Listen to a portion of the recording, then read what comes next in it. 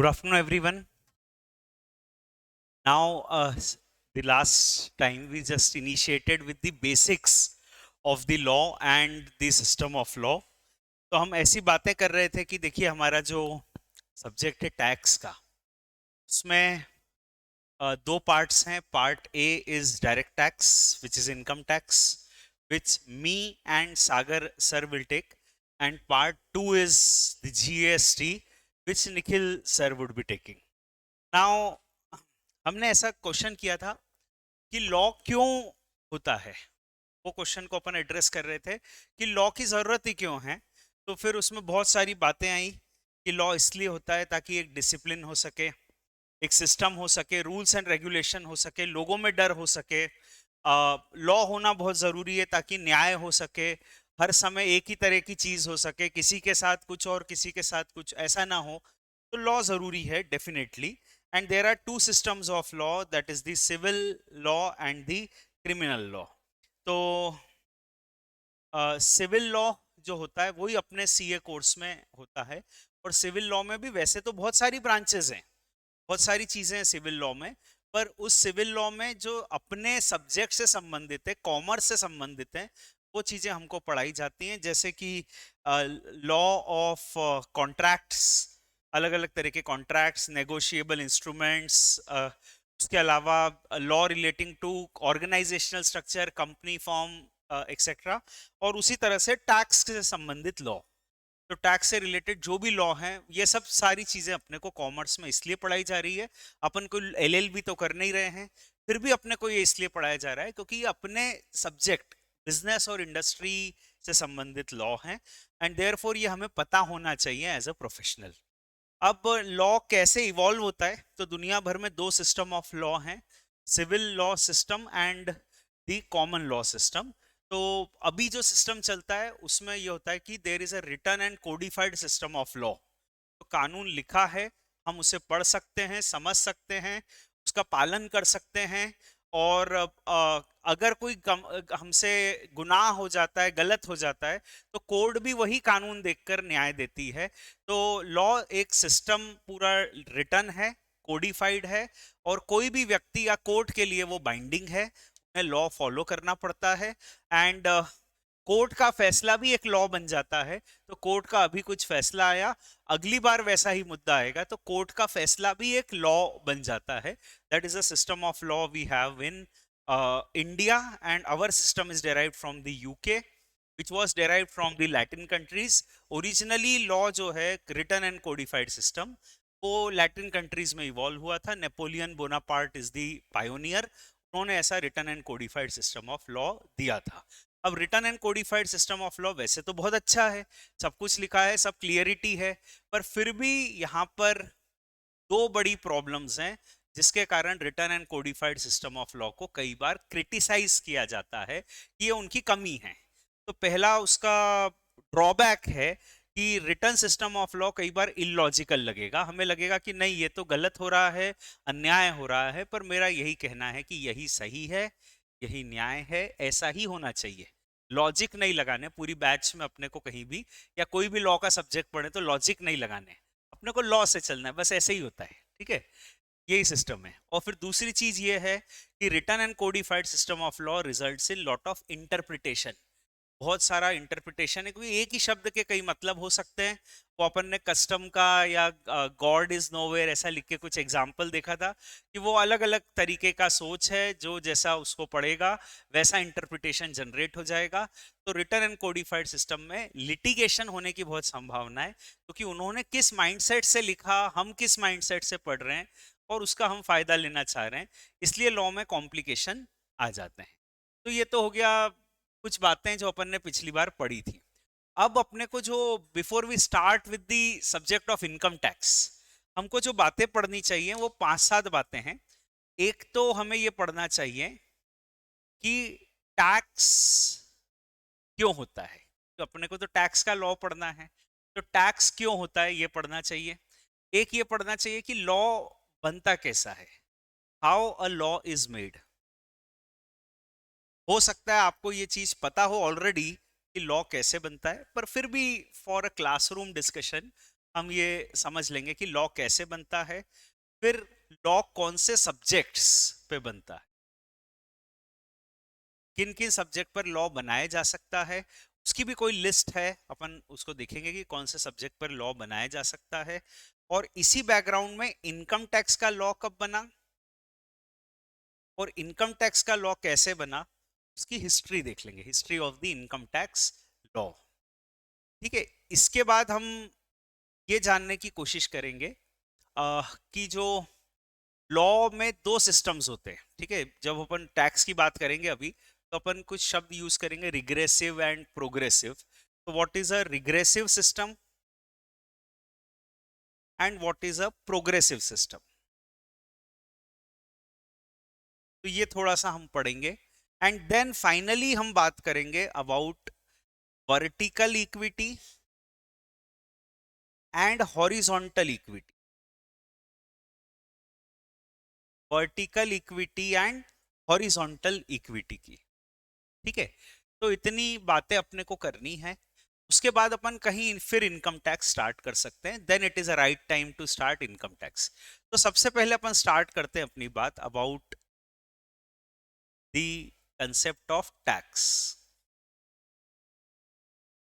Tax क्या होता है, क्यों होता है, और डायरेक्ट टैक्स क्या होता है और इनडायरेक्ट टैक्स क्या होता है, ये मैं आप ही लोगों से पूछ लेता हूँ। कहीं ना कहीं आपने सुना होगा कि टैक्स क्यों लगाया जाता है। टैक्स मतलब अपने से जबरदस्ती पैसा लिया जा रहा है सरकार अपने से। ठीक है, it's a compulsory extraction of money, जबरदस्ती, सिविलाइज्ड रॉबरी कहते हैं कई लोग। ठीक है, कि ये एक सिविलाइज्ड रॉबरी है।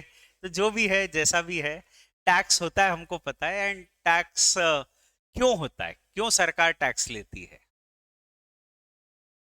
यस प्लीज, हाँ जी।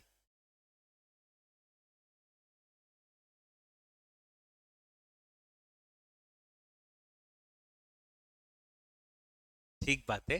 तो टैक्स इसलिए लिया जा रहा है, आपका कहना है कि सरकार को जो खर्चे करने होते हैं, जहां भी खर्चे करने होते हैं, जैसे डिफेंस है, इंफ्रास्ट्रक्चर है, अपने एम्प्लॉयज को सैलरी देनी है, जो भी उनको खर्चे करने होते हैं, उसके लिए टैक्स लिया जाता है।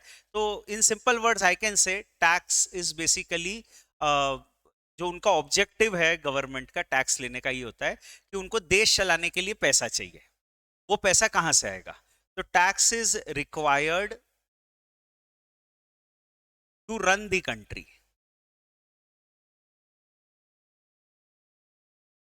सरकार को जो भी देश चलाना है, लाडली बहनों को भी पैसे देने हैं, और जो भी मतलब करने हैं, उनके कार्य हैं जो भी अच्छे, तो वो सब करने के लिए पैसे कहाँ से आएंगे? तो tax is one of the thing which is there. तो देश चलाने के लिए पैसे की जरूरत है, और पैसे का सोर्स है टैक्स। सरकार को टैक्स के जरिए पैसा मिलता है। Yes please.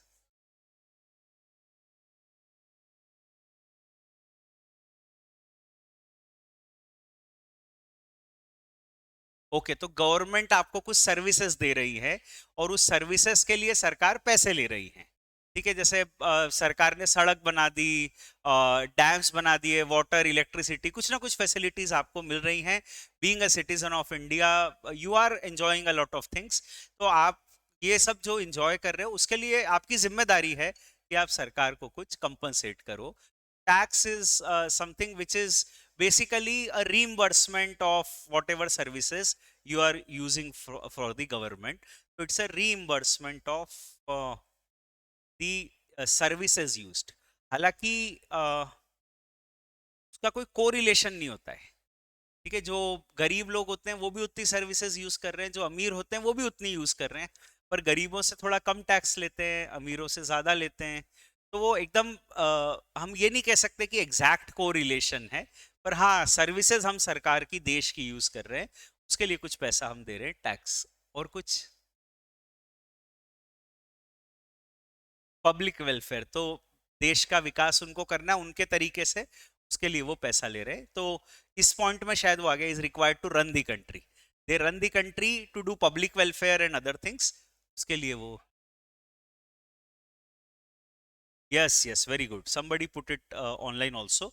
सो बहुत अच्छा पॉइंट है आपका, और वो है इक्विटी। इक्विटी मतलब न्याय। ठीक है, इक्वालिटी नहीं कह रहे हैं अपन, इक्विटी, इक्विटी मतलब न्याय। अब उनका ये कहना है कि गरीबों के पास कम पैसा है और अमीरों के पास ज्यादा पैसा है। और देयरफॉर देश चलाने के लिए सबसे इंपॉर्टेंट चीज ये है, देश तभी प्रॉस्पर करेगा, तभी अच्छा समृद्ध होगा, जब अमीरी और गरीबी में गैप खत्म हो जाएगा। तो टैक्स लेने का एक ऑब्जेक्टिव ये रहता है कि अमीरों से पैसा लो और वो पैसा गरीबों के बेनिफिट के लिए यूज करो। अमीरों से पैसा लो और वो गरीबों के बेनिफिट के लिए यूज करो। तो tax is also, you can से, based on the principle of equity. Equity मतलब न्याय, और न्याय ये होगा कि अमीरों के, जिनके पास ज्यादा पैसा है, उनसे पैसा लिया जाए, और न्याय का दूसरा हिस्सा ये होगा कि वही पैसा गरीबों के बेनिफिट के लिए यूज किया जाए। So equity is to be achieved, ताकि अमीरों से पैसा लेकर गरीबों के बेनिफिट के लिए यूज किया जाए, इन इक्वेलिटी को खत्म किया जाए, ऐसा अपन कह सकते हैं। बिल्कुल सही आपका कहना है। Anything else? एक एक चीज और मैं बता देता हूं आपको, आप जरूर उसको अप्रिशिएट करेंगे, कि टैक्स का एक ऑब्जेक्टिव होता है और वो होता है रिफॉर्म्स। रिफॉर्म्स या इकोनॉमिक्स की भाषा में अपन कहें, गवर्नमेंट पॉलिसी को इंप्लीमेंट करना। अब गवर्नमेंट चाहती है कि ऐसा हो, मान लो एग्जांपल लेते हैं, गवर्नमेंट चाहती है इंफ्रास्ट्रक्चर डेवलपमेंट हो, तो गवर्नमेंट क्या करेगी, टैक्स को एक जरिया बनाएगी, एक टूल बनाएगी फॉर दिस पर्पसेस। वो ऐसा करेंगे कि साहब जो भी इंफ्रास्ट्रक्चर डेवलपमेंट का काम करेगा उसको टैक्स इंसेंटिव्स मिल जाएगी, से इनकम टैक्स नहीं लगेगा। ठीक है, हो सकता है जीएसटी में भी कई बेनिफिट्स मिल जाए। तो वो लोग जो इंफ्रास्ट्रक्चर डेवलपमेंट का काम कर रहे हैं, क्योंकि वो अच्छा कर रहे हैं, वो गवर्नमेंट पॉलिसी को इंप्लीमेंट करने में मदद कर रहे हैं, तो उनको टैक्स इंसेंटिव्स दे देती है गवर्नमेंट। इसको रिवर्स भी यूज करती है। जैसे मान लो उनको लगता है कि सिगरेट और अल्कोहल खराब है, तो इनको कहीं ना कहीं हमको रोकना चाहिए। अब वैसे हम नहीं रोक पा रहे हैं, वैसे बैन नहीं कर पा रहे हैं, तो गवर्नमेंट टैक्स को एक जरिया यूज करती है, और वो कहते हैं कि जब भी हर साल बजट आता है, तो सिगरेट और टोबैको, अल्कोहल, लिकर, इनके प्राइसेस हर साल बढ़ा दिए जाते हैं, इन पे टैक्सेस बढ़ा दिए जाते हैं। तो गवर्नमेंट पॉलिसी जो है उसको इम्प्लीमेंट करने का एक तरीका वो अडॉप्ट करते हैं, टैक्सेस। जहां उनको चीजों को एनकरेज करना है, वहां पे टैक्स रेट कम कर देंगे या एग्जम्प्ट कर देंगे। जहां पे उनको चीजों को डिस्करेज करना है, वहां पे टैक्स रेट बढ़ा देंगे। तो that is how they implement their policy. बहुत सारी जगह ऐसा होता है कि टैक्स के जरिए वो ये सब करते हैं, कि जैसे एग्रीकल्चर, एग्रीकल्चर को वो प्रमोट करना चाहते हैं, तो उनका कहना है कि भाई किसानों पे इनकम टैक्स नहीं लगेगा, तो they want to encourage it, right. इसी तरह से मान लीजिए कभी उनको लगता है कि अगरबत्ती या कैंडल अच्छे कार्य में यूज आता है, मंदिर वगैरह में यूज आता है, चर्च में यूज आता है, तो हमको इसको एनकरेज करना है। तो उन्होंने लिख दिया टैक्स के लॉ में कि साहब जो भी अगरबत्ती या कैंडल्स बनाएगा उसको टैक्स इंसेंटिव्स मिलेंगे, कुछ एग्जम्पशंस मिल जाएंगे, कुछ रिलीफ मिल जाएंगे, सब्सिडीज मिल जाएंगी। तो they implement their policy through taxes.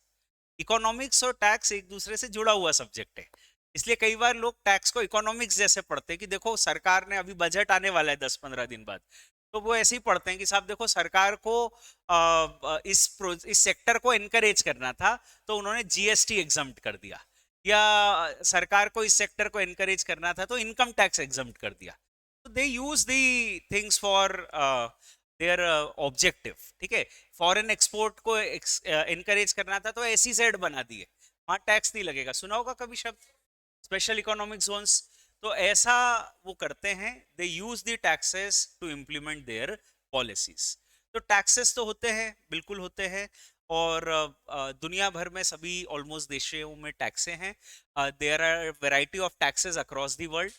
India में भी बहुत तरह के टैक्सेस हैं, एंड हमें बहुत बड़ा देश चलाना है, इसलिए बहुत सारे टैक्सेस सरकार लेती है, बिल्कुल लेती है।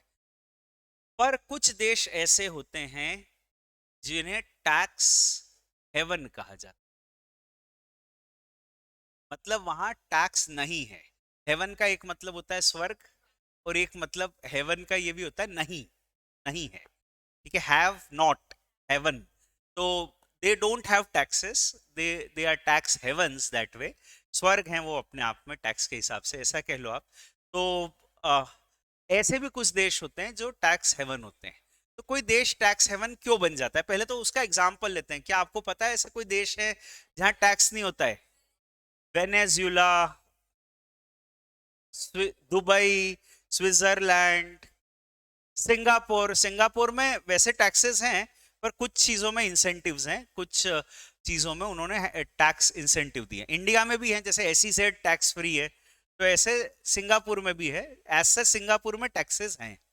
और कुछ, और कोई से देश है ना, कुछ एग्जांपल आपने दिए, like Venezuela, Dubai, Switzerland, Singapore, and also there can be Mauritius, can be an example, है ना।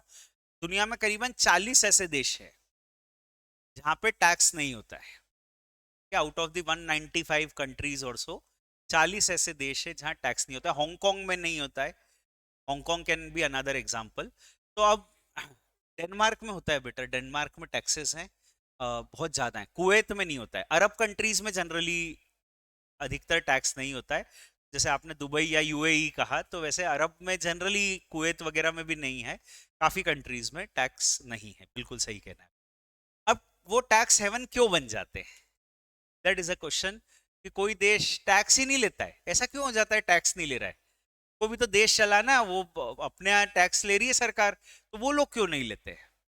तो उसका one of the prominent reason is they become tax haven because their economy is in surplus. many of the countries like Dubai, like Arab countries, उनके पास surplus है, क्योंकि वो कोई ऐसा नेचुरल रिसोर्स कंट्रोल कर रहे हैं जिसके कारण उनको टैक्स की जरूरत नहीं है देश चलाने के लिए। जैसे दुबई और कुवैत की बात करें खास तौर पे, उनके पास ऑयल रिसोर्सेस कितने हैं, बहुत सारा ऑयल एंड नेचुरल गैस है। तो उनको देश चलाने के लिए टैक्स की जरूरत नहीं है। जब उनको पैसे की कमी लगती है कुछ कहीं भी, तो लगता है एक बनानी है 200-300 फ्लोर की बिल्डिंग, थोड़े पैसे कम पड़ रहे हैं, $1-2 बढ़ा देते हैं पेट्रोल का पर बैरल रेट, हो जाता है। उनको उनको कोई चिंता नहीं है। देश चलाने के लिए उनको टैक्स पे नहीं डिपेंड होना पड़ता है, उनके पास ऑलरेडी रिसोर्सेज हैं जिसको एक्सपोर्ट करके वो आराम से अपना देश चला पाते हैं। So that is one reason why countries become tax haven. कोई जरूरत ही नहीं है ना देश चलाने के लिए टैक्स की, तो वैसे ही वो अपना देश चला लेते हैं। दूसरा रीजन होता है टैक्स हेवन बनने का, जो कई कंट्रीज के साथ है, जैसे कि हम स्विट्जरलैंड का एग्जांपल ले सकते हैं, या मॉरिशस का एग्जांपल ले सकते हैं, या वेनेजुला का एग्जांपल ले सकते हैं। ये देश टैक्स हेवन इसलिए बनते बेसिकली क्योंकि इनके यहाँ पर, इन कंट्रीज में व्हाट हैपेंस इज, देश इनका अंडर डेवलप्ड है और इकोनॉमिक साइकिल इनकी सेट हो चुकी है। अब इनकी कंट्री में कोई ग्रोथ नहीं हो रही है, ठीक है, इकोनॉमी वैसी की वैसी चल रही है, ठीक है। जितना प्रोडक्शन होता है वो कंजम्पशन हो जाता है, लोग वैसे ही, उनको सैलरी मिल जाती है, डिमांड भी उतनी आती है, डिमांड उतनी आती है तो प्रोडक्शन उतना ही होता है, तो ग्रोथ नहीं हो रही है, ठीक है। मच अंडर डेवलप्ड टाइप की कंट्रीज हैं। अब इकोनॉमिक साइकिल ग्रो नहीं हो रही है, तो इनकी इकोनॉमी तभी डेवलप हो पाएगी जब कोई फॉरेन इन्वेस्टमेंट आएगा, फॉरेन कंपनीज आएंगी। जैसे चाइना में हुआ, चाइना में आज से 25-30 साल पहले, 40 साल पहले ऐसे ही कुछ हुआ कि उनकी इकोनॉमी एक सेट हो चुकी थी, अभी कोई देश का विकास नहीं हो रहा था वहां पे, वैसा का वैसा था। अब अचानक से उनको लगा कि हमको लिबरलाइजेशन वगैरह करना है, फॉरेन इन्वेस्टमेंट को एनकरेज करना है। तो 1978 में जब they became an open economy, तो उस समय उनने क्या किया कि फॉरेन इन्वेस्टमेंट को एनकरेज किया। उसको एनकरेज करके फॉरेन इन्वेस्टमेंट आया, फैक्ट्री सेटअप हुई, दुनिया भर का प्रोडक्शन वहां पे होने लगा। प्रोडक्शन वहां होने लगा तो एम्प्लॉयज की डिमांड आई, वर्कर्स की जरूरत थी, तो वर्कर्स को सैलरी मिलने लगी, अच्छी सैलरी मिलने लगी, कि सैलरी बढ़ी, उनको सैलरी ज्यादा मिलने लगी, लोगों के हाथ में पैसा आया तो परचेजिंग पावर बढ़ गई, उनकी परचेजिंग पावर बढ़ गई तो डिमांड आई, डिमांड आई तो और प्रोडक्शन करना पड़ा, तो इकोनॉमिक साइकिल जो थी वो चल गई, एंड द ग्रोथ हैपेंड। तो many countries want to grow, they want to prosper, और प्रॉस्पर करने के लिए हम फॉरेन इन्वेस्टमेंट को इनकरेज करना चाहते हैं। है ना। फॉरेन इन्वेस्टमेंट कैसे आएगा, जैसे अपन इंडिया की बात करें तो इंडिया में अब अपन को ग्रोथ करनी है, तो हमको फॉरेन इन्वेस्टमेंट को इनकरेज करना पड़ेगा। फॉरेन से पैसा आएगा, कुछ इंडस्ट्रीज बनेंगी, तभी जाके इकोनॉमिक ग्रोथ होगी। यही हुआ पिछले 20-30 साल में इंडिया में भी। This is one of the major reason for the growth. दुनिया भर के लोग इंडिया में आकर उन्होंने बिजनेस सेटअप किया, आईटी इंडस्ट्री सेटअप की, और उसके बाद हमारी इकोनॉमिक साइकिल बढ़ी। तो अब फॉरेन इन्वेस्टमेंट को कैसे एनकरेज करें, तो उसका तरीका होता है टैक्स। हम ये कह रहे हैं कि आपके देश में तो देखो 40% इनकम टैक्स लगता है, 30% लगता है, जितना भी लगता है। हमारे देश में आओ, हमारे देश में इन्वेस्ट करो, हम आपसे इनकम टैक्स नहीं लेंगे, आपको इनकम टैक्स नहीं लगेगा। ठीक है, आपको जीएसटी नहीं लगेगा, आपको एक्सपोर्ट पे कोई टैक्स नहीं लगेगा। ठीक है, बहुत सारे टैक्सेस हमने माफ कर दिए। तो बड़ी बड़ी कंपनीज आई उस जमाने में, जैसे IBM was a big company, तो आईबीएम ने आके चाइना में अपनी फैक्ट्री सेटअप कर दी कि हम जो भी कंप्यूटर चिप्स है वो चाइना में बनाएंगे। यूएस में तो हमको 40% इनकम टैक्स लगता है, यहाँ पे हमको इनकम टैक्स नहीं लगेगा, तो हमारी फैक्ट्री बनाएंगे चाइना में, और चाइना से आराम से एक्सपोर्ट कर लेंगे। पूरा एशिया का मार्केट अवेलेबल है और बाकी जगह भी एक्सपोर्ट हो सकता है। So therefore for that reason अब हम चाइना में मैन्युफैक्चर करेंगे। उनने 25-50 हजार करोड़ रुपए इन्वेस्ट कर दिए होंगे वहां पे, उससे वहां पर लोगों को एम्प्लॉयमेंट मिला, इकोनॉमिक डेवलपमेंट हुआ, फैक्ट्री सेटअप हुई तो कंस्ट्रक्शन हुए कई सारे, उसके कारण लोगों को जब एम्प्लॉयमेंट मिला, बिजनेस ग्रो हुआ, तो देयर फोर और डिमांड आई, उनकी परचेसिंग पावर बढ़ी, and slowly and gradually the economic cycle grew. तो दुनिया भर के देश अगर फॉरेन इन्वेस्टमेंट को एनकरेज करना चाहते हैं, तो they become tax haven to encourage foreign investment, और you can say to develop their economy. तो स्विट्जरलैंड, मॉरिशस, ये सब यही एग्जांपल है। स्विट्जरलैंड ने दूसरी स्टाइल में ये किया, चाइना ने कहा कि हमारे देश में आओ, बिजनेस सेटअप करो। स्विट्जरलैंड ने कहा दुनिया भर का काला धन हमारे यहाँ पे जमा कर दो। That is what they did. आप बहुत सारा कमा रहे हो, कैसे भी कमा रहे हो, हमको क्या करना, हमारी बैंक में आके पैसा जमा कर दो।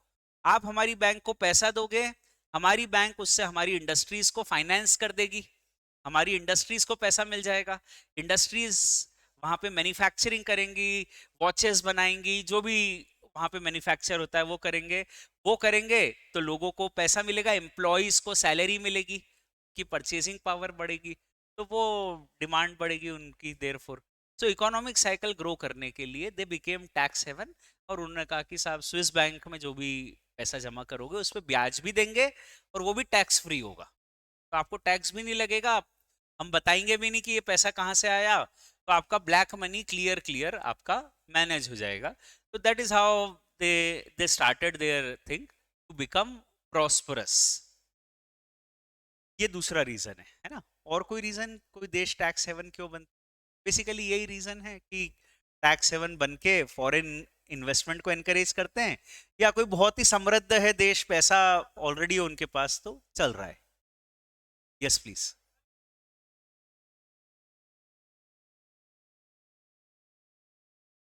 टूरिज्म एनकरेज करने के लिए वो कुछ टैक्सेस माफ कर सकते हैं, जैसे आपको हमारे देश में एंट्री लेनी है तो वीजा फीस नहीं लगेगी। ठीक है, लाइक अभी थाईलैंड ने रिसेंटली किया, आपने पढ़ा हो सकता है अखबार पे, तो उनने कह दिया कि साहब आप आओ थाईलैंड में, हमारे देश में आओगे, हम वीजा फीस नहीं लेंगे, एंट्री फीस नहीं लेंगे। कुछ इंडिया को जैसे एग्जम्प्ट कर दिया, ऐसे कुछ कंट्रीज को एग्जम्प्ट कर दिया, so you can go there without paying the visa fees, without obtaining a visa. तो ऐसे ऐसे इंसेंटिव्स वो बिल्कुल दे देते हैं। या हो सकता है होटल इंडस्ट्री को वहां इंकरेज करने के लिए होटल्स पे टैक्सेस एग्जम्प्ट कर दिए, समथिंग लाइक दैट। तो बिल्कुल, या वैट या जीएसटी कम कर दिया उन्होंने कि वैट जीएसटी 5% ही लेंगे, तो जो फॉरेन टूरिस्ट आ रहे हैं वो सारा परचेजिंग वहां से कर लें। अपने देश में लैपटॉप खरीदते हैं तो यहाँ 28% जीएसटी लगता है, वहां से खरीदते हैं तो 5-10% में मिल जाता है, सस्ता मिल जाता है। इसलिए अपन अपने लिए और अपने घर वालों के लिए मोबाइल और लैपटॉप वहां से खरीद के लिए आए। So the reason, yes I agree with you, कि टूरिज्म को एनकरेज करने के लिए सम कंट्रीज में बिकम टैक्स हेवन। टूरिज्म से भी देखो फॉरेन इन्वेस्टमेंट आता है, टूरिस्ट आएंगे तो फॉरेन का पैसा आएगा, तो it's a part of this point only, right. Purely capitalist economy है, तो उनका कहना है कि हमको तो ग्रो करना है कैसे भी करके, है ना, अमीरी गरीबी से ज्यादा मतलब नहीं हमको, तो we become a tax haven again to grow, to get foreign investment, that is the objective. I agree with you, this is a correct thing, right? ठीक है, तो टैक्सेस होते हैं, बिल्कुल होते हैं। अपने देश में तो देश सरप्लस में नहीं है अपन, तो अपने को देश चलाने के लिए टैक्स की जरूरत है। साथ ही साथ फॉरेन इन्वेस्टमेंट को भी एनकरेज करना है, पर अपनी इकोनॉमी को भी प्रोटेक्ट करना है, तो एक बैलेंस चाहिए। कई देशों ने फॉरेन इन्वेस्टमेंट को एनकरेज करने के चक्कर में वो उनके गुलाम ही हो गए, श्रीलंका, मालदीव्स, जैसा अपन सुनते हैं ना, वो उन्हीं का देश चला रहा है अपने देश को। China is running these countries somewhere. So एक बैलेंस रखने के लिए अपन ने फॉरेन इन्वेस्टमेंट को भी एनकरेज करना है, एज वेल एज हमको अपने देश को ग्रो भी करना है। ठीक है, अपने देश में भी किसी जमाने में ऐसा ही हुआ था कि फॉरेन इन्वेस्टमेंट के चक्कर में हम ज्यादा ही उनके we became a colony of them, right? So this was the thing. अब इस सब के बाद finally with all this said, अब देखो टैक्सेस होते हैं, टैक्सेस दो प्रकार के होते हैं, direct tax and indirect tax. So I would pose a question, what is the difference between a direct and indirect tax? Yes. Direct tax, the burden cannot be shifted. Burden cannot be shifted and burden can be shifted. ठीक है. Sir, in direct tax, the ultimate incidence falls upon the payer. So incidence of tax falls upon the payer. Incidence cannot be shifted. That is what you are saying. In indirect tax, the incidence can be shifted. Okay, direct tax is imposed on income. Indirect tax maybe on goods, ऐसा शायद आप कह रहे हो. Direct taxes are progressive. Indirect taxes are regressive. और कुछ कोई कह रहे थे यहाँ पे? Yes, please.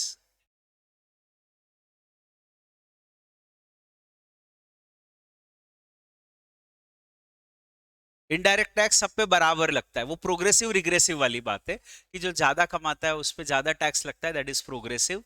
और रिग्रेसिव मतलब, यस, एग्रीड।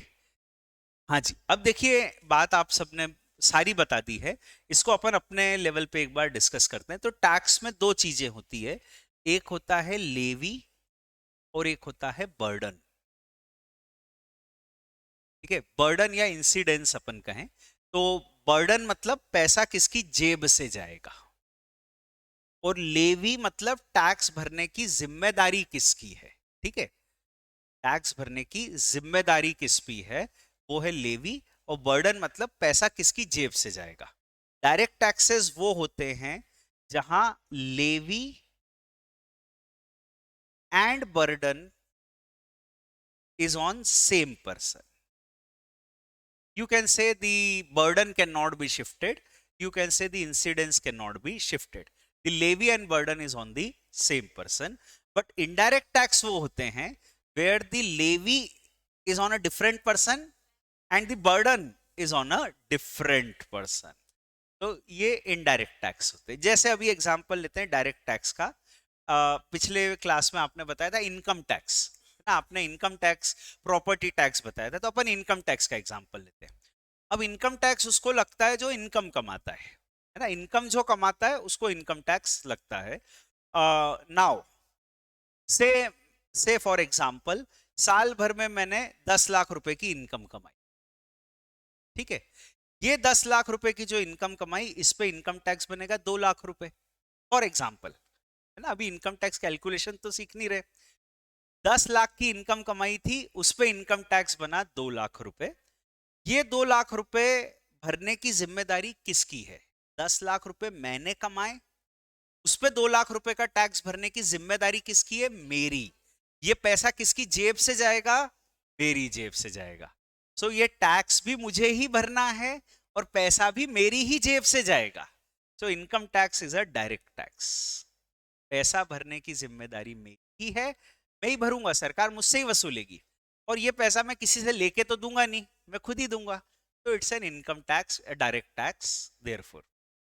अब जैसे इनडायरेक्ट टैक्स का आपने एग्जांपल लिया था जीएसटी, है ना, जीएसटी लिया था, और भी अपन ने फिर बोले थे सर्विस टैक्स, एक्साइज, वैट, बहुत सारे नाम लिए थे। तो ये जो इनडायरेक्ट टैक्सेस होते हैं, इनडायरेक्ट टैक्सेस, इन जैसे जीएसटी, अब जीएसटी की फिलॉसफी ऐसी होती है कि मान लो आप बायर हो, कस्टमर हो, किसी दुकान पे गए, वहां पे मोबाइल फोन पसंद किया 40,000 रुपए।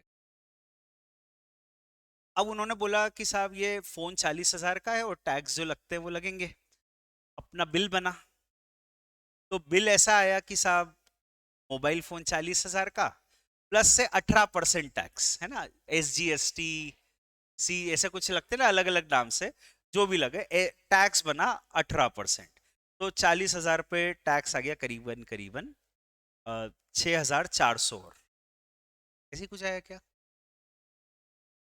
7200, 7,200 का टैक्स आ गया, जो भी आ गया। तो अब अपने जेब से उन्होंने 47,200 ले लिए, है ना। अपन दुकान पे गए, अपन ने मोबाइल खरीदा, वो मोबाइल एक्चुअली 40,000 का है, पर दुकानदार ने अपने से 47,200 लिए, और ये जो 7,200 एक्स्ट्रा लिए, ये खुद दुकानदार नहीं रखेगा। दुकानदार इस 7,200 को कलेक्ट करके गवर्नमेंट को जमा कर दे। ये 7,200 दुकानदार नहीं रखेगा, he will collect it and deposit it to the government. ठीक है, नाउ यह टैक्स किसकी जेब से गया? टैक्स गया from the pocket of the buyer, पर ये टैक्स कलेक्ट करके जमा करने की जिम्मेदारी किसकी है? It is of the seller. ठीक है, तो यहां पर जो लेवी है वो सेलर पे है, पर जो बर्डन है वो बायर पे। तो levy and burden is on different persons, the burden is shifted to another person, that is what you can say. सारे इनडायरेक्ट टैक्सेस ऐसे ही होते हैं कि वहां पे टैक्स हम किसी और से वसूल रहे हैं, पर उसका असली बोझ तो किसी और पे है। ठीक है, आप बाजार से जाके गुड्स खरीदोगे, आप डायरेक्टली सरकार को जाके टैक्स तो दे नहीं सकते, कैसे दोगे? तो उनका कहना है कि उसके लिए हमने सिस्टम ये बनाया कि बायर ये टैक्स सेलर को दे दे, और सेलर ये टैक्स कलेक्ट करके गवर्नमेंट को जमा कर दे। तो जिम्मेदारी उन्होंने सेलर पे दी हुई है, और यहां तक लिखा हुआ है कि अगर सेलर ये टैक्स कलेक्ट नहीं करता है तो ये टैक्स सेलर से ही वसूला जाएगा। ऐसा मान लिया जाएगा कि सेलर ने टैक्स वसूल लिया और हम तो उससे ही वसूलेंगे। ठीक है, they have put the levy on the seller itself, उसको टैक्स कलेक्ट करके जमा करना है, अगर वो नहीं करता है तो उसकी जिम्मेदारी, उससे ही वसूला जाएगा। जितने भी इनडायरेक्ट टैक्सेस होते हैं उनकी एक हम कह सकते हैं सिस्टम है कि they the levy and the burden is on different person, और डायरेक्ट टैक्सेस में the levy and burden is on the same person, that is direct and indirect tax. तो ये एक बात है। दूसरी बात, किसी ने बोला कि all the direct taxes are progressive and all the indirect taxes are regressive. ये मैं आपको बाद में बताऊंगा, क्योंकि उसके लिए मैंने एक अलग से पॉइंट लिखा है, progressive and regressive system of taxation. तो वहां मैं आपको इस बात को एड्रेस करूंगा। तो फिलहाल मैं इस बात को फाइनली कवर कर चुका हूं कि टैक्स क्यों लेते हैं और कितने प्रकार के टैक्सेस होते हैं। ठीक है, ये टैक्स की एक बेसिक बातें अपन ने कर ली। आपको पता थी ये बातें, एक्चुअली आपको पता थी, पर मेरी जिम्मेदारी थी कि मैं एक बार इनिशिएट करने के लिए ये बात आपको वापस एक क्लासरूम फॉर्मेट में बताऊं। ठीक है, अदरवाइज आपको जनरल सेंस में पता थी, थोड़ा क्लासरूम फॉर्म में मैंने उसको आपको बता दिया। तो these are taxes, direct and indirect tax. अब लॉ की बात करते, वापस अपने सब्जेक्ट पे आ जाते, लॉ। तो लॉ कैसे बनता है? अपने देश में कोई भी कानून बनाना है तो कैसे बनता है? अभी बने ना बहुत सारे नए कानून, 3 नए लॉ बने हैं, सुरक्षा संहिता, वॉटेवर, कौन सा है, नागरिक सुरक्षा संहिता। तो जो भी वो कानून बने, ठीक है, अभी वो कैसे बनते हैं? बिल बिल आता है और बिल पार्लियामेंट से पास होता है, यस। और कुछ अप्रूव, पहले ड्राफ्ट आता है, वो ड्राफ्ट बिल फॉर्म में रहता है, या ड्राफ्ट आता है फिर उसको बिल फॉर्म में पार्लियामेंट में रखते हैं, और पार्लियामेंट से पास होता है और फिर वो लॉ बनता है। आपको पता है अपने यहाँ जो लॉ सिस्टम है वो 2 लेवल पे है। इंडिया में वी हैव अ बायल ड्यूअल सिस्टम, तो सेंट्रल गवर्नमेंट भी लॉ बनाती है और स्टेट गवर्नमेंट या प्रोविंशियल गवर्नमेंट भी लॉ बनाती है। प्रोविंसेस मतलब यूनियन टेरिटरी, जो इंडिपेंडेंटली स्टेट्स नहीं है, तो प्रोविंशियल गवर्नमेंट कहते हैं उसको, है ना। तो अपने यहाँ दो सिस्टम है, सेंटर और स्टेट, ऐसा सिस्टम है। और फेडरल सिस्टम नहीं है एक्चुअली अपने। फेडरल सिस्टम स्कूल में पढ़ा है ऐसा, फेडरल सिस्टम, यूनिटरी सिस्टम, तो होता था ऐसा, सिविक्स में होता है। तो अपना जो सिस्टम है वो बेटा, जो सिस्टम है उसमें मिक्स है। अपन ने जब संविधान लिखा तो खिचड़ी बनाई सब चीजों की। तो इतने देशों के संविधान पढ़े और उनको देख के सोचा कि अपना ऐसा होना चाहिए जो सब चीजों को कंसीडर करते हुए हुआ। तो वहां पे खिचड़ी हुई कई सारी चीजें। तो एंड सिचुएशन भी वैसी थी कि जैसा हो सका वैसा अपन ने किया। जब आजादी हुई तो 550 राज्य थे। 550 राज्य का कहना था कि सबको, हमको अपना अपना देश दे दो। ग्वालियर एक अलग देश बना दो, हैदराबाद एक अलग देश बना दो, क्योंकि आजादी के पहले तो हमारे अलग राज्य थे। 550 राज्य जो थे वो अपना देश बना दो। तो बातें फिर हुई, फ्रीडम फाइटर्स ने बहुत एफर्ट किए। सरदार वल्लभ भाई पटेल का नाम लिया जाता है काफी उसके लिए, उन्होंने बहुत एफर्ट किए। And with his efforts, with the efforts of other freedom fighters, India actually became one, now four countries somewhere. तो है ना, अलग अलग हुए, इंडिया पाकिस्तान, फिर पाकिस्तान के दो हो गए, बांग्लादेश, कश्मीर जो बना था अलग, वो भी अलग डिस्प्यूट ही है वो। जो भी है वो अपने आप में बहुत सारी चीजें हुई। तो एनीवेज, जब आजादी हुई उसके बाद हमने जो सिस्टम ऑफ लॉ बनाया, उसमें ये कोशिश की कि सारा पावर सेंटर के पास न रहे। क्योंकि जो राजा थे उनका कहना था फिर हमारे पास तो कुछ पावर ही नहीं रहेगा। तो बैलेंस करने के लिए कुछ पावर स्टेट को दिए, कुछ पावर सेंटर को दिए। ठीक है, ऐसा सिस्टम अपन ने बनाया। अपने यहाँ दो लेवल पे लॉ इसलिए बनता है, अपन बात भी करेंगे कि कौन से सब्जेक्ट पे लॉ बनता है। तो यही मैं बताऊंगा कि दो लिस्ट दी गई है कि इन सब्जेक्ट पे सेंटर लॉ बनाएगी, इन सब्जेक्ट पर स्टेट गवर्नमेंट लॉ बनाएगी। ऐसा उन्होंने पूरा क्लियर कट डिमार्केशन किया कि परिस्थिति ऐसी थी। नहीं तो 550 देश बन जाते हैं। तो उनको सबको भारत में मर्ज करने के लिए, यूनियन ऑफ स्टेट्स बनाने के लिए, ठीक है, तो वो करने के लिए सबको अकोमोडेट करना पड़ा। एंड जैसे भी समझा के, झगड़ा करके, हर तरीके से उनको भारत में मर्ज करने की कोशिश की गई। तो अपने यहाँ जो सेंटर लॉ बनाती है, अपने संविधान में लिखा है सब कुछ। सेंट्रल गवर्नमेंट जो लॉ बनाती है वो कैसे बनता है? पार्लियामेंट है, उसमें एक बिल प्रस्तुत किया जाता है, पहले और ड्राफ्ट आता है, उस पर डिस्कशंस होते हैं, फिर फाइनली पार्लियामेंट में एक बिल प्रस्तुत किया जाता है। पार्लियामेंट के दोनों हाउसेस उसको पास करते हैं, they discuss and then they pass the bill. दो हाउसेस कौन से? लोकसभा एंड राज्यसभा। ठीक है, ये दोनों हाउसेस उसको पास करते हैं। लोकसभा मतलब लोअर हाउस और राज्यसभा मतलब अपर हाउस, है ना। तो अलग अलग तरीके से इनका अपॉइंटमेंट होता है। आप सिविक्स नहीं पढ़ रहे हैं अपन ज्यादा, इसलिए ये अपॉइंट होते हैं लोगों के द्वारा लोकसभा में, और ये गवर्नमेंट के द्वारा नॉमिनेटेड मेंबर्स होते हैं। तो इनके लोग इनको पास करते हैं, कुछ 545 और 225 जो भी लोग हैं, तो वो पास करते हैं अलग अलग हाउसेस मेजॉरिटी के साथ। जनरली लॉ को विथ मेजॉरिटी उनको पास करना रहता है। ये पास होने के बाद वो जाता है प्रेसिडेंट के पास, और प्रेसिडेंट उसको असेंट देते हैं। ठीक है, उसको असेंट देते हैं, मतलब सिंपल भाषा में साइन कर देते हैं। तो प्रेसिडेंट असेंट के बाद वो बिल बन जाता है एक्ट। आप सोचो अभी जैसे नागरिक सुरक्षा बिल आया होगा पहले, है ना। वो बिल पार्लियामेंट में प्रस्तुत हुआ, दोनों हाउसेस ने उसको पास किया। दोनों हाउसेस के पास करने के बाद वो प्रेसिडेंट के पास गया, और प्रेसिडेंट ने उसको साइन कर दिया। दैट बिकेम नागरिक सुरक्षा अधिनियम act. That is how it made out. GST, अपने सब्जेक्ट की बात करते हैं। अपने सब्जेक्ट्स में जैसे जीएसटी अभी आया 5-6 साल पहले नया एक्ट ना, जीएसटी एक्ट 2017 ना, 2017 में आया। तो ऐसे ही हुआ होगा, जीएसटी बिल आया होगा, दोनों हाउसेस ने उसको पास किया होगा, प्रेसिडेंट ने असेंट दिया होगा, and it became GST act 2017। ऐसी कंपनी का अभी 10 साल पहले की बात है, नया कंपनीज एक्ट आया, तो कह रहा 2013। तो कंपनीज बिल दोनों हाउसेस ने पास किया, प्रेसिडेंट ने असेंट दिया, it became companies act 2013। Income tax का लॉ 1961 में आया था।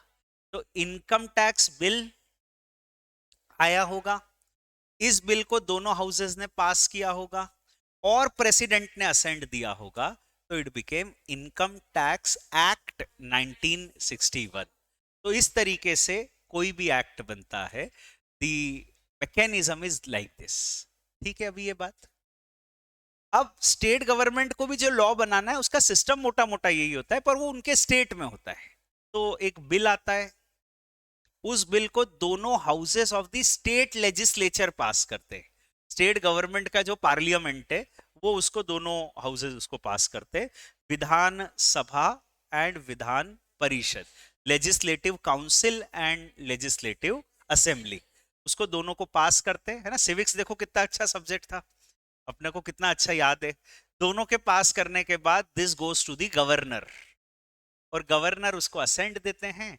जब असेंट देते हैं तो it becomes a act for that state. ठीक है, तो Madhya Pradesh industrial development act, मान लो ऐसा कोई एक्ट आया, तो वो एक्ट को भोपाल में पास किया होगा दोनों हाउसेज ने, एंड गवर्नर ने असेंट दिया होगा। तो this is how the act is passed. ठीक है ना बात, मैं क्लियर विद दिस?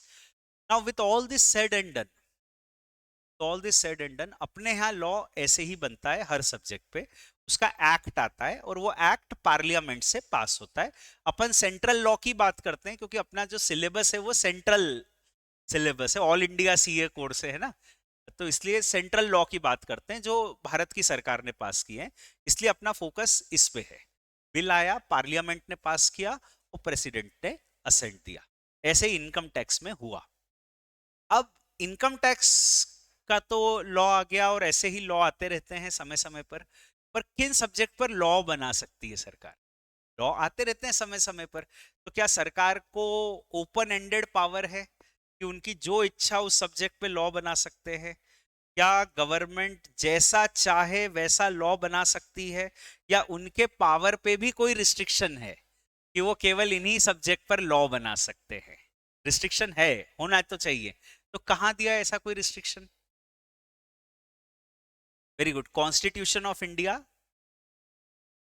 भारत के संविधान में सब कुछ लिखा है, ये सारी बातें कि fundamental rights, fundamental duties, president, prime minister, ministry, parliament, high court, supreme court, state government, सब कुछ कहाँ लिखा है?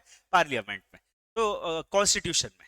तो कॉन्स्टिट्यूशन में ये लिखा होगा कि कौन से सब्जेक्ट पे लॉ बनाया जा सकता है, तो यू आर राइट, कॉन्स्टिट्यूशन में लिखा। कहाँ लिखा है?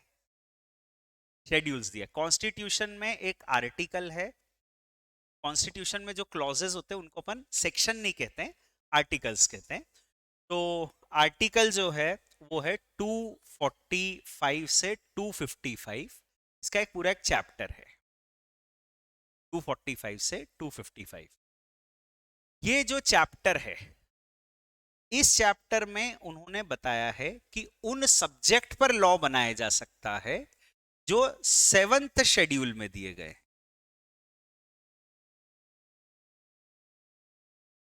तो जो कॉन्स्टिट्यूशन है जिसमें 350 के करीबन आर्टिकल्स हैं, उन आर्टिकल्स के बाद पीछे दिए हैं शेड्यूल्स, अनेक्जर्स। ठीक है, तो उन सब्जेक्ट पर लॉ बनाया जा सकता है जो 7th शेड्यूल में दिए गए, जो शेड्यूल नंबर 7 में लिखे गए, है ना, शेड्यूल है उसका। अब 7th शेड्यूल में दी गई है 3 list, list 1, list 2, list 3। List 1 is union list, list 2 is state list, and list 3 is concurrent list. List 1 union list, union list मतलब ऐसे सब्जेक्ट जिस पर सेंट्रल गवर्नमेंट लॉ बना सकती है, यूनियन ऑफ इंडिया लॉ बना सकती है।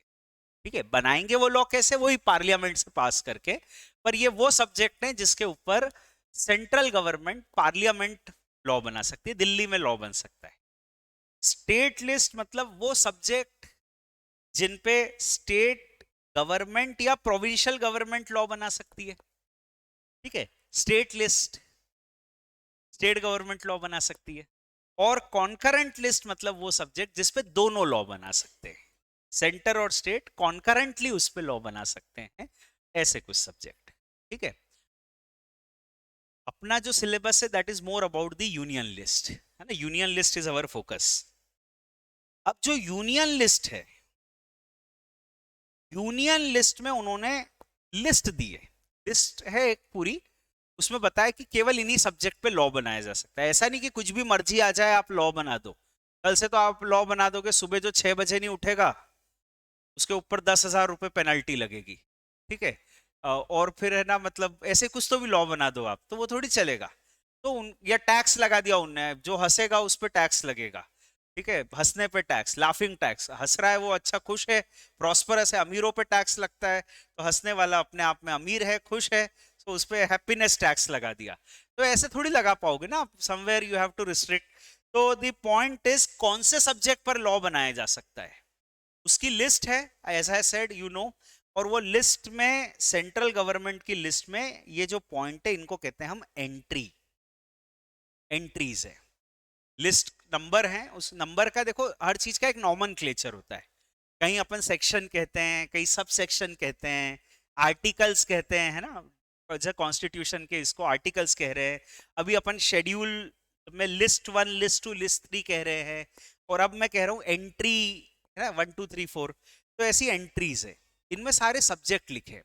तो जो भी आप सीए में पढ़ रहे हो वो इस लिस्ट में आ रहे हैं। जैसे आपने पढ़ा contract act, sale of goods act, partnership act, या कंपनीज एक्ट, या जो भी आप पढ़ोगे वो इस लिस्ट में आ रहे हैं, क्योंकि इन्हीं सब्जेक्ट पे लॉ बनाया जा सकता है, इसके अलावा किसी और सब्जेक्ट पे लॉ नहीं बनाया जा सकता है। तो देयरफॉर यहाँ पर जो दी गई एंट्रीज है वो बहुत इंपॉर्टेंट है। दीज आर स्पेसिफिक सब्जेक्ट जिन पर लॉ बनाया जा सकता है। और यहाँ पर टैक्स से रिलेटेड एंट्री है 81 से 96। ठीक है, तो ये सेंट्रल गवर्नमेंट कौन कौन से टैक्सेस लगा सकती है वो इधर दिया है। उसमें कस्टम भी आ गया, एक्साइज भी आ गया, इनकम टैक्स भी आ गया, जीएसटी भी आ गया, जो भी टैक्स सेंट्रल गवर्नमेंट लगा सकती है वो इस लिस्ट में आ गया। ऐसी स्टेट की भी लिस्ट है सेंटर जैसी। अब इसमें अपना जो सब्जेक्ट है वो है income tax, the last point for the day. तो वो है एंट्री नंबर 82। एंट्री नंबर 82 में लिखा है कि central government can levy tax on income except agricultural income. Central government को पावर है कि वो टैक्स लगा सकती है, सभी इनकम पे टैक्स लगा सकती है एक्सेप्ट एग्रीकल्चरल इनकम। तो वो अब अपन बात करेंगे अगली बार, we are out of the time. Thank you very much. आपको ये सब नोट करना है क्या? नहीं भी करोगे तो चलेगा, बहुत एलिमेंट्री चीजें हैं, बेसिक्स है, नहीं भी नोट करोगे चलेगा, कोई रेलेवेंट ऐसा बहुत एग्जाम में आने वाला नहीं है, पर अपने को पता होना चाहिए एज अ प्रोफेशनल, बस इतनी बात है।